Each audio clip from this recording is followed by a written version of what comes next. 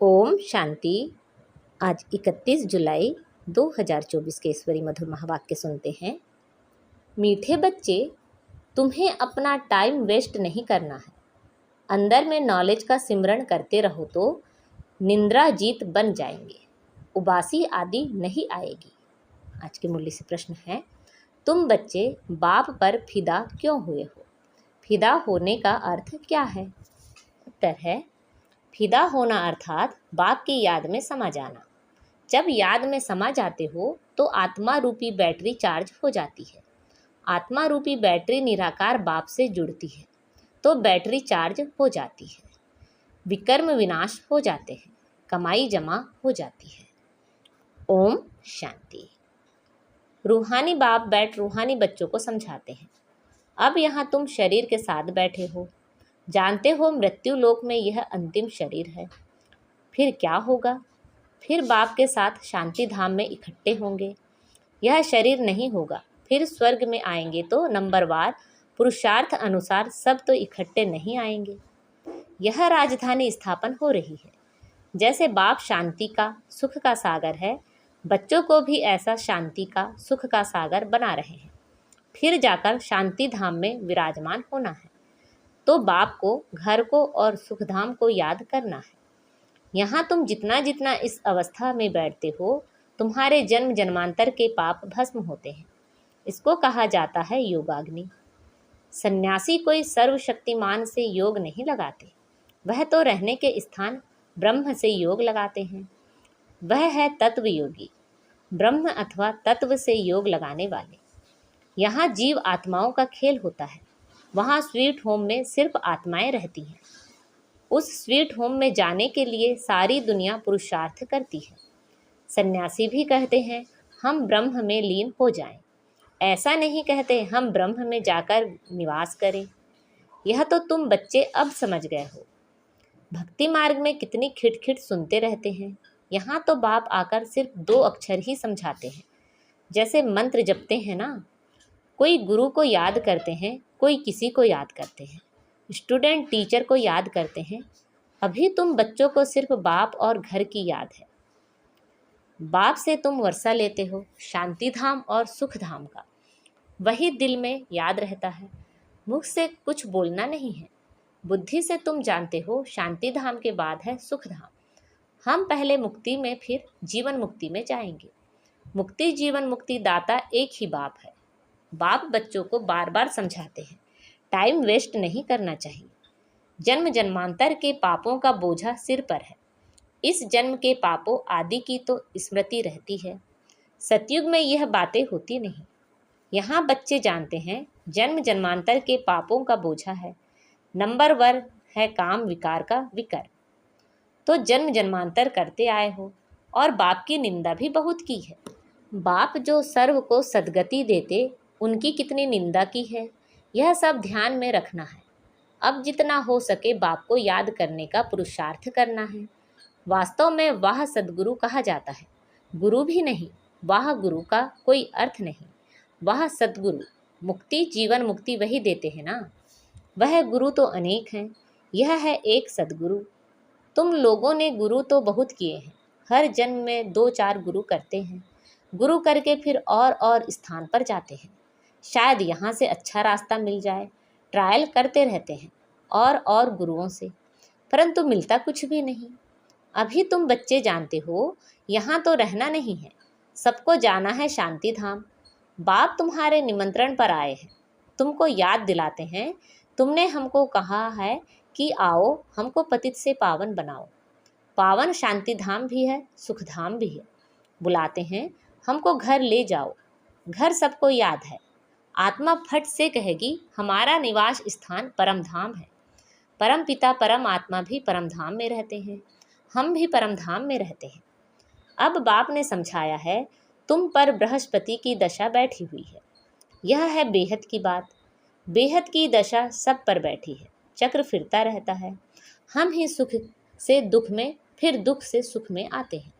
शांति धाम सुख धाम, फिर यह दुख धाम। यह भी अब तुम बच्चे समझते हो। मनुष्यों की तो बुद्धि में नहीं बैठता। अभी बाप जीते जी मरना सिखला रहे हैं। परवाने शमा पर फिदा हो जाते हैं, कोई उस पर आशिक हो जल जाते हैं, फिदा हो जाते हैं, कोई फिर फेरी पहन चले जाते हैं। यह भी बैटरी है ना, सबका बुद्धि योग उस एक से है, निराकार बाप से जैसे बैटरी लगी हुई है, इस आत्मा के तो बहुत नज़दीक है, तो बहुत सहज होता है। बाप को याद करने से तुम्हारी बैटरी चार्ज होती जाती है। तुम बच्चों को थोड़ी मुश्किलात होती है, इनको सहज है, फिर भी इनको पुरुषार्थ तो करना पड़ता है, जितना तुम बच्चों को करना पड़ता है। यह जितना नज़दीक है उतना फिर बोझा है बहुत। गायन भी है, जिनके माथे मामला, इनके ऊपर तो बहुत मामले हैं ना। बाप तो है ही संपूर्ण, इनको संपूर्ण बनना है, इनको सबकी देखरेख बहुत करनी पड़ती है। भल दोनों इकट्ठे हैं तो भी ख्याल तो होता है ना। बच्चियों पर कितनी मार पड़ती है तो जैसे कि दुख होता है, कर्मातीत अवस्था तो पिछाड़ी में होगी, तब तक ख्याल होता है। बच्चियों की चिट्ठी नहीं आती है तो भी ख्याल होता है, बीमार तो नहीं है। सर्विस का समाचार आने से बाप जरूर उनको याद करेंगे।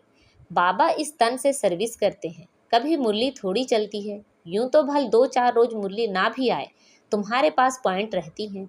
तुमको भी अपनी डायरी देखनी चाहिए, बैच पर भी तुम अच्छा समझा सकते हो। जब आदि सनातन देवी देवता धर्म था तो और कोई धर्म नहीं था, झाड़ भी जरूर साथ में होना चाहिए। वैरायटी धर्मों का राज समझाना होता है। पहले पहले एक अद्वैत धर्म था, विश्व में शांति सुख पवित्रता थी। बाप से ही वर्षा मिलता है, क्योंकि बाप शांति का सागर सुख का सागर है ना। आगे तुम भी कुछ नहीं जानते थे, अब जैसे बाप की बुद्धि में यह सब है, ऐसे तुम भी बनते हो। सुख का शांति का सागर तुम भी बनते हो। अपना पोता मेल देखना है, किस बात में कमी है। मैं बरोबर प्रेम का सागर हूँ, कोई ऐसी चलन तो नहीं है जिससे कोई नाराज होता हो। अपने ऊपर नज़र रखनी है, ऐसे नहीं समझना है कि बाबा आशीर्वाद करेंगे तो तुम यह बन जाएंगे।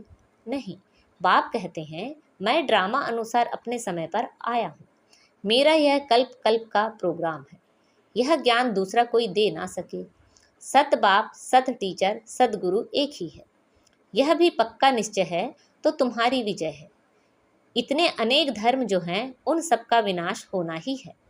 जब सतयुग सूर्यवंशी घराना था तो और दूसरा कोई घराना नहीं था, फिर भी ऐसे ही होगा। सारा दिन ऐसे ऐसे अपने से बातें करते रहो। ज्ञान की पॉइंट्स अंदर टपकनी चाहिए, खुशी रहनी चाहिए। बाप में नॉलेज है, वह तुमको अब मिल रही है, उसको धारण करना है। इसमें टाइम वेस्ट नहीं करना चाहिए। रात को भी टाइम मिलता है, देखते हैं आत्मा ऑर्गन्स से काम करते करते थक गई है तो फिर सो जाती है। बाप तुम्हारी भक्ति मार्ग की सब थक दूर कर अथक बना देते हैं। जैसे रात को आत्मा थक जाती है तो शरीर से अलग हो जाती है, जिसको नींद कहा जाता है। सोता कौन है? आत्मा के साथ कर्मेंद्रियां भी सो जाती हैं। तो रात को सोते समय भी बाप को याद कर ऐसे ऐसे ख्यालात करते सो जाना चाहिए। हो सकता है पिछाड़ी में रात दिन तुम नींद को जीतने वाले बन जाओ, फिर याद में ही रहेंगे, बहुत खुशी रहेगी।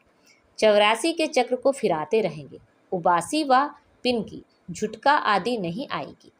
हे नींद को जीतने वाले बच्चों, कमाई में कभी भी नींद नहीं करना है। जब ज्ञान में मस्त हो जाएंगे तब तुम्हारी अवस्था वह रहेगी।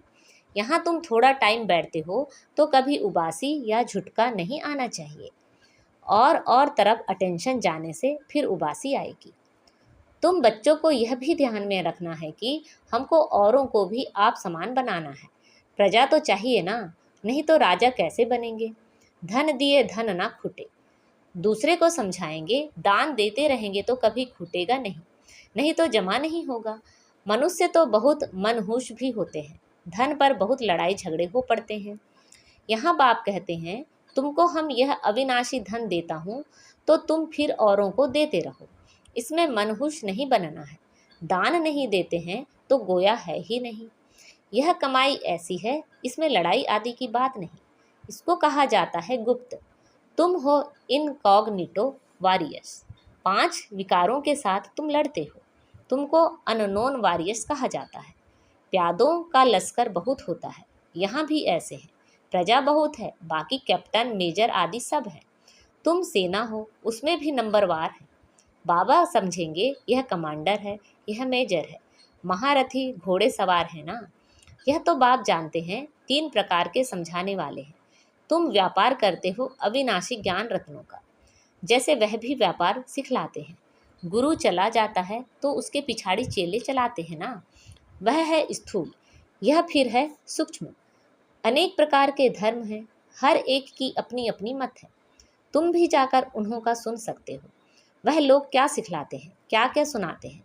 बाप तो तुम्हें 84 के चक्र की कहानी समझाते हैं, तुम बच्चों को ही बाप आकर वर्षा देते हैं। यह ड्रामा में नूंद है। अभी कलयुग अंत तक यह आत्माएं आती रहती हैं, वृद्धि को पाती रहती हैं। जब तक बाप यहाँ हैं संख्या बढ़ती ही जाती है। फिर इतने सब रहेंगे कहाँ, खाएंगे कहाँ, सब हिसाब रखना पड़ता है ना। वहाँ तो इतने मनुष्य होते नहीं, खाने वाले ही थोड़े, सबकी अपनी खेती रहती है। अनाज रख कर क्या करेंगे। वहाँ बरसात आदि के लिए यज्ञ आदि नहीं करने पड़ते जैसे यहाँ करते हैं। अभी बाप ने यज्ञ रचा है, सारी पुरानी सृष्टि यज्ञ में स्वाहा होनी है। यह है बेहद का यज्ञ। वह लोग हद के यज्ञ रचते हैं बरसात के लिए। बरसात पड़ी तो खुशी हो गई, यज्ञ की सफलता हुई। नहीं होने से अनाज नहीं होगा, अकाल पड़ जाता है। भल यज्ञ आदि रचते हैं, परंतु बारिश को नहीं पड़ना है तो क्या कर सकते हैं। आफतें तो सब आनी है, मूसलाधार बरसात, अर्थक्वेक, यह सब होना है।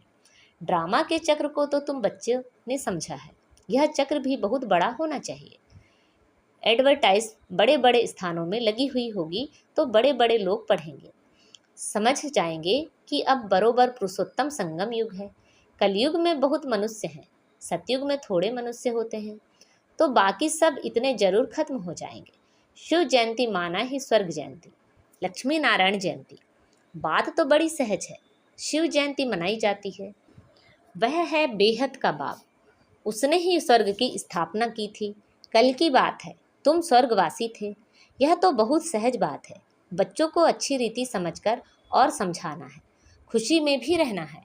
अभी हम सदैव के लिए बीमारियों से छूट कर 100% हेल्दी वेल्दी बनते हैं।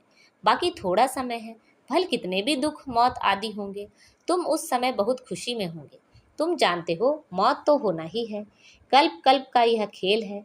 फिक्रात कोई नहीं होती। जो पक्के हैं वह कभी हाय हाय नहीं करेंगे। मनुष्य कोई का ऑपरेशन आदि देखते हैं तो चक्कर आ जाता है।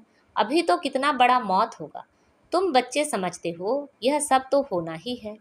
गायन भी है, मिरुआ मौत मल्लू का शिकार।